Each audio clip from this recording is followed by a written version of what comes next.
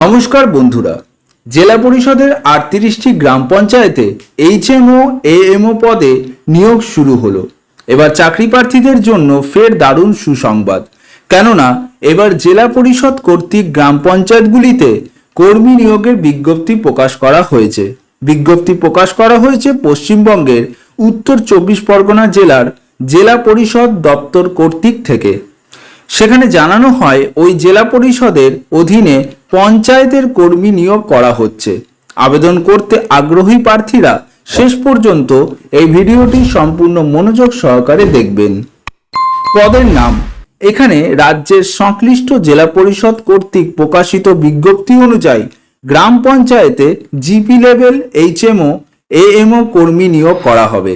বিজ্ঞপ্তি অনুযায়ী মোট ৩৮টি গ্রাম পঞ্চায়েতে এই কর্মী নিয়োগ করা হবে। আবেদন পদ্ধতি এখানে কি রয়েছে? সংশ্লিষ্ট জেলা পরিষদের নিয়োগের ক্ষেত্রে প্রার্থীদের আবেদন জানাতে হবে কেবল অফলাইনের মাধ্যমে। অফলাইন আবেদন করতে সর্বপ্রথম সংশ্লিষ্ট আবেদন ফরম্যাট ডাউনলোড করে প্রিন্ট আউট বের করে নিতে হবে। এরপর সমস্ত প্রয়োজনীয় তথ্য দিয়ে আবেদনপত্রটি নির্ভুলভাবে পূরণ করতে হবে। আবেদনপত্রের সঙ্গে জরুরি কিছু ডকুমেন্টসের জেরক্স কপি দিয়ে সংশ্লিষ্ট ঠিকানায় নির্দিষ্ট সময়ের আগে জমা করতে হবে। আবেদনপত্র ডাউনলোড করতে পারবেন অফিসিয়াল ওয়েবসাইটে গিয়ে, অথবা ডেসক্রিপশন বক্সে এই অফিসিয়াল ওয়েবসাইটের লিংক আমরা দিয়ে দেব, সেখান থেকে আপনারা ডাউনলোড করে নিতে পারবেন। প্রার্থীকে আবেদনপত্রের সঙ্গে কিছু প্রয়োজনীয় ডকুমেন্টস জমা করতে হবে। ডকুমেন্টসের তালিকা সম্পর্কে জানতে হলে অফিসিয়াল নোটিশ ডাউনলোড করে একবার ভালো করে দেখে নেবেন। বাছাই প্রক্রিয়া এখানে কি থাকছে?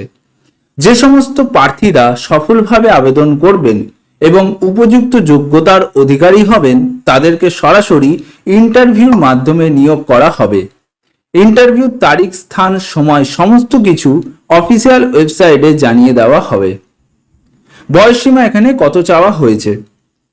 যে সমস্ত প্রার্থীরা আবেদন জানাতে চায় তাদের সাধারণত বয়স থাকতে হবে সর্বাধিক 50 বছর কিংবা তার নিচে। এছাড়াও প্রার্থীরা বিভিন্ন সংকরিত জাতির অনুযায়ী বয়সে ছাড় পেয়ে যাবেন।